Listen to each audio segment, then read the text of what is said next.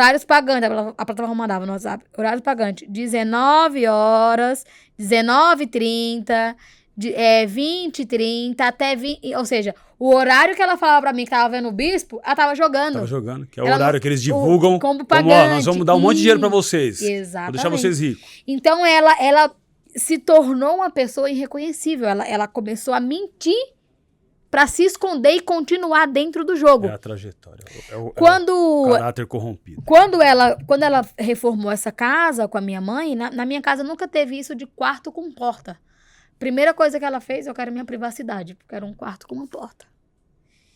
E aí vou pro meu quarto assistir o meu bispo. Ela quis um quarto com porta. Quarto com Nunca porta. se incomodou com isso. Nunca se incomodou com isso. Se trancava lá São sinais. no quarto dela, e aí ela ficava lá jogando. Né? Hoje eu tenho essa consciência de que era jogando, não tinha bispo nenhum. Porque, e até tinha esse bispo, era de fato alguém que ela pediu muito socorro. Eu vou pegar só um gancho do que você está me falando, Jéssica, e trazer um alerta para as famílias também. Nós estamos falando de jogos. Nós estamos falando de uma coisa eletrônica que está ali na sua mão. Sim. Um celular na sua mão. Sim. Fiquem atentos ao comportamento e à mudança de comportamento das crianças, dos jovens, dos seus filhos. Não só pela questão do jogo, com quem ela está falando. Sim. Isso envolve redes de pedofilia, esses caras que criam esses grupos de desafios que jovens acabam se matando. Então é muito importante quando você começa a ter esses sinais. Ela nunca se incomodou com porta, de repente ela quis porta. Uhum, ela deixa de atender vocês num determinado horário, é um horário que... Ou seja, a mudança de comportamento da pessoa começa a dar sinais. Então atentar aos sinais, é isso, né? E aí... Ela começou a se esconder atrás do jogo, qualquer evidência. Lembra que eu falei lá atrás que no armário não tinha comida? Não tinha comida. Era um sinal. Quando eu questionei a minha mãe, mas as desculpas eram um sinal, mas a desculpa era muito cabível, sabe? A pessoa, ela se corrompeu ao ponto dela encontrar a resposta exata pra esconder o vício dela. Eu falei assim, mãe, por que não tem comida? Ela falou, Ângela falou que não ia mais fazer compra grande porque era compra de 2, 3 mil reais, tava indo comida pro lixo, jogando comida fora e que ela queria construir alguma coisa. Então agora ia ser comprado todo dia o que tinha pra fazer. Naquele dia ela não conseguiu comprar nem o de fazer. Nossa. Naquele dia. Porque era muito cedo, né? Pro horário que ela cometeu suicídio. E a mesma coisa, a água e a luz, a gente descobriu depois que, na realidade, não foi uma economia. Foi uma falta de pagamento mesmo. Era uma dívida acumulada que tinha chegado àquele ponto de cortar. Diversos sinais. Diversos, assim, é o que todos eles relatam. Diversos sinais, mas encobertos por mentiras. Porque o apostador, ele encontra qualquer desculpa para ele não ser descoberto. Ele se molda ali, ó. Ela viajou, ela trabalhava vendendo roupa e ela viajou pra capital pra comprar roupa. E ela saiu de casa com 6 mil reais, mais ou menos assim. E quando ela voltou, essa conclusão eu tive recente, porque eu fui raciocinar, juntar os pontos, que até hoje a gente descobre coisa, tá? Até hoje aparece uma coisa nova. E aí, ela chegou em casa com pouca mercadoria e falou pra minha mãe, roubaram a minha compra. Tiraram do ônibus, não sei quem levou. Mas hoje, sabe qual a conclusão que eu tenho vendo tudo que eu vejo as pessoas contando das mentiras que eles contam? Que ela pode ter ido jogando no caminho e perdeu o dinheiro dela. E o pouco que sobrou foi o que restou para ela comprar alguma coisa. Exatamente. Então, assim, na volta, ela tinha que dar uma desculpa. E se você parar pra analisar, tipo assim, o ser humano, ele é tão desatento que, tipo assim, foi um ônibus com várias pessoas. Por que só as coisas dela que roubaram? Então, recentemente eu tive essa percepção, sabe? Tipo assim, essa história, se analisar certinho, ela não bate. Porque era pra ter pegado de mais pessoas, né? E aí, tivemos que sobreviver de doação. Meu marido, pra mim, foi um pilar. Foi um menino... Pra mim, ele é um menino novo, né? Eu já sou mãe, já sou mais velha do que ele 1 ano. Mas... a gente ficou 10 meses separado. Eu fiquei 10 meses lá e ele ficou 10 meses aqui. Segurou na onda. E honrou com tudo que ele pôde, às vezes apertou aqui, apertou dali, mas honrou com tudo que a gente tinha. E assim, pra mim era como tá, tipo assim, uma faca de 2 gumes, porque eu sabia que a minha família precisava de mim, mas o meu sonho que era ter minha casa aqui tava, tipo assim, a qualquer hora podia ir de água abaixo, porque ele tava sozinho. A gente sempre se ajudou, sempre trabalhou pra. Nosso é nosso, nunca teve esse é meu dinheiro, não, é nosso. O nosso sonho, a nossa meta, então é nosso. E assim, eu queria muito estar ali, mas eu tinha muito medo, tipo assim, a minha vida, o meu casamento meio que desandou, sabe? A gente brigava às vezes por telefone, a gente separava, tá bom, então segue sua vida que eu vou seguir a minha. No outro dia eu ligava e falava, atende aí, faz favor pra mim, que eu preciso conversar com você. Daqui a pouco a gente tava resolvendo planos. Então, assim, não foi só a vida da minha irmã que destruiu. Reflete muita Refletiu coisa no meu ainda. casamento, no meu negócio. Eu tive que fechar a minha empresa. Eu perdi a época que eu mais ganharia dinheiro, que era dezembro, né? Que a gente tinha planos para esse dinheiro, inclusive, eu e meu marido. Então, assim, refletiu na vida de todo mundo ali ao redor. A vida de todo mundo desmoronou junto, sabe? Os planos acabaram, os sonhos acabaram, tudo acabou. E aí... Esse jogo ainda se mantém vivo. Exatamente. E aí eu comecei a traçar uma nova vida com a minha mãe e os meus 3 sobrinhos.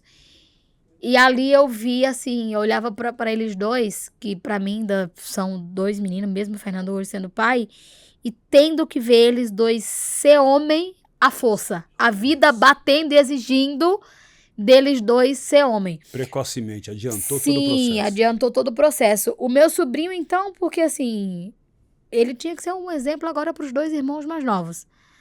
A minha mãe precisa de alguém para ela olhar e falar, eu não estou só, né? E eles dois em si precisaram tomar o espaço da nossa casa. E aí a gente começou a pensar, eu fiz uma live no dia 14 de dezembro, foi quando eu tinha ali mais ou menos uma base do que tinha sido, já tinha ouvido o áudio, abri uma live, e aí eu lembro que essa live ela chegou a bater 18 mil visualizações, e tipo assim, eu não tinha esse alcance de visualização. E quanto mais eu falava, mais gente chegava e os números subiam e mensagem chegava e tipo assim... Na minha cabeça, a minha irmã tinha sido o pior caso até ali. Tipo, ninguém vai superar a história dela. Caso. Foi pior que todo mundo. E aí quando eu comecei a contar, que eu olhei pra fora, veio alguém chegando com uma cesta básica. E aquilo ali pra mim foi, tipo assim, não é que é vergonhoso precisar de pedir ou de alguém... Era empatia, a situação amor. Que eu tava vendo ali. E ao mesmo tempo eu sou grata a essas pessoas, porque foi através de tudo que a minha mãe já fez pelo próximo que a gente foi retribuído ali naquele dia. Naqueles dias, né? Sentiram a dor de vocês, falei, é o momento do amigo aparecer de verdade. Exatamente. E aí começaram a chegar alimento e dinheiro e vamos pagar essa conta, vamos pagar isso aqui. E eu sei que a gente encheu um quarto de alimento. A gente sobreviveu ali uns 3 meses com aqueles alimentos. A minha mãe, já no início, ela já passou a receber estava recebendo R$1.009. Alguns empréstimos que as parcelas eram pequenas começaram a acabar, o valor começou a voltar, mas hoje a minha mãe recebe de 2 salários, ela recebe 1.600 e alguma coisa. O restante fica tudo comprometido com as dívidas da época. Desde 2023. Desde 2023. De 2021, na realidade, 21, né? Porque foram antes. E aí, eu comecei a dar voz a tudo que eu ouvi. Porque quando eu ouvi aquelas palavras, era como se, tipo assim, não deu tempo de eu fazer o que eu quero. Não deu tempo de eu alertar ninguém, mas alguém vai precisar fazer. Alguém vai ter que alertar, porque alguém da minha família vai ter que fazer isso por mim, porque eu tô sofrendo e eles vão sofrer também. E aí eu olhei para os meus sobrinhos, tudo que eu vou fazer com o nome da minha irmã, eu peço permissão para ele, porque eu sou irmã, mas ele é filho. Sobre a imagem e o nome dele, ele tem mais poder que eu, porque é a mãe dele, Que consciência. né? E aí tudo que eu falo, Má, posso? Pode fazer. O que você achar que tem que fazer, Faça. vai pra frente. E aí, Você chega no momento de denunciar. eu cheguei... Minha prima já tinha feito o boletim, que pra mim foi uma coisa que me chocou muito, porque depois que a polícia concluiu que foi um suicídio, acabou a investigação. Depois que concluiu que foi um suicídio, tipo... Então, quer dizer, suicídio não tem causa. Não tem causa, tipo... Morreu ali, Uhum. entendeu? Eles só queriam ter a certeza de que alguém não ameaçou, alguém não induziu, nananã. Não foi por pressão psicológica, então acabou o assunto Acabou o aqui, assunto. E entendeu? você não se deu por vencida nisso. Não me dei por vencida por isso, porque a partir daquela primeira live começaram a chegar outras Ângelas que estavam sendo silenciadas pela vergonha e pela dor. E foi ali onde, o que eu pensei? Eu falei, se essas histórias estão me chocando, vai chocar eles entre si. Uhum. E aí eu criei o primeiro grupo. E ali a gente começou em família, né, buscar como que a gente vai sobreviver a partir daqui. Porque a minha empresa ficou aqui em São Paulo. Eu saí de casa com uma mochila, 2 calça jeans, 2 blusas de frio, porque na minha cabeça, o que eu pensei quando eu saí? Eu vou resolver o sepultamento e volto. E volto, né? E aí, tipo assim, quando eu saí, eu lembro dessa fala do meu marido até hoje, ele falou assim pra mim, Jéssica, passa o tempo que você precisar com a sua família. Eu vou estar aqui.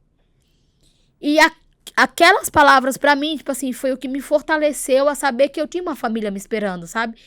Que mesmo eu vendo a maré que eu tava, quanto mais eu andava, parecia uma areia movediça. Quanto mais eu descobri uma coisa, mais eu me atolava. Nossa, Mais ficava difícil de enxergar aquela vida que eu tive.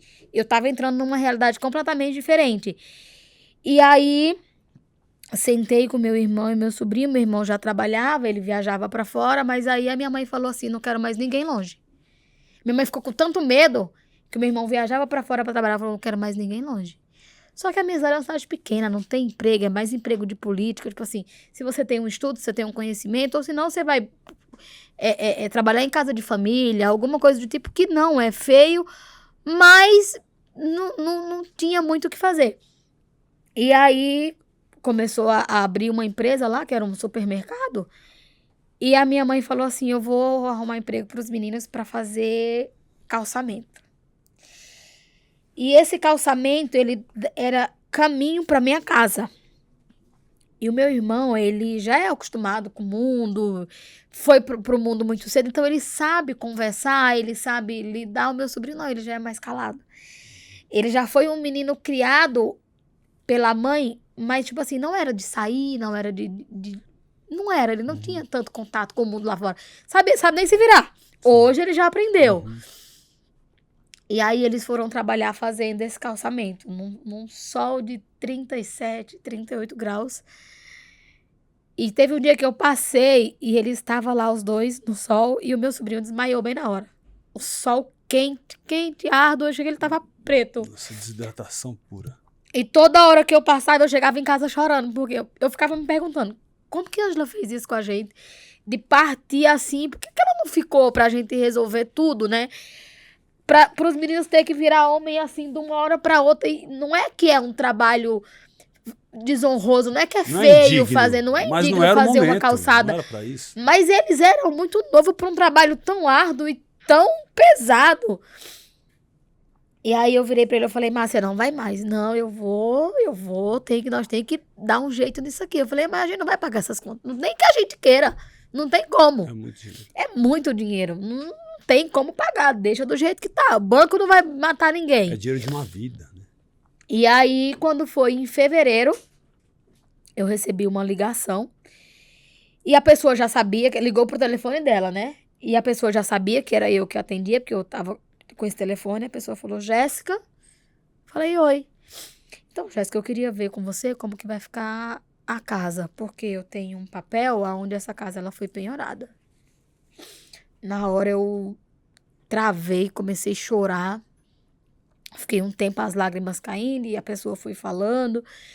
É porque ela me deixou a casa, pegou uns valores, em algumas vezes um valor que chega a ser alto. E aí eu Eu falei, então, tem uma coisa pra falar pra você. Eu tenho 32 anos. Eu nasci e me criei nessa casa. Essa casa, ela foi suor do meu pai, da minha mãe e do meu irmão. Então, assim, se em algum momento a minha mãe tivesse falado, não, pode emprestar o dinheiro pra ela que eu me responsabilizo, qualquer coisa a casa é sua, tudo bem. Mas você concorda comigo que a casa não era dela, ela não tinha direitos legais e nem permissão pra fazer isso, e é a única coisa que a minha mãe tem, é o teto que a minha mãe tem pra sobreviver com os 3 netos dela.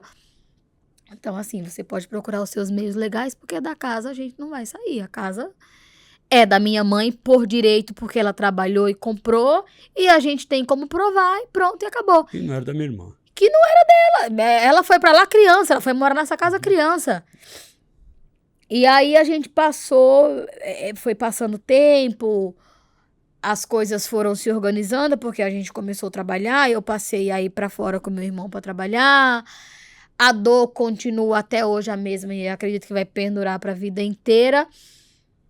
Mas a gente foi aprendendo a lidar dia após dia com a saudade, né? Ela deixou um menino que, tipo assim, hoje é nossa maior preocupação, porque é muito pequeno pra tanta dor e tanto trauma. A gente não entende como que vai ser a cabeça dele amanhã ou depois.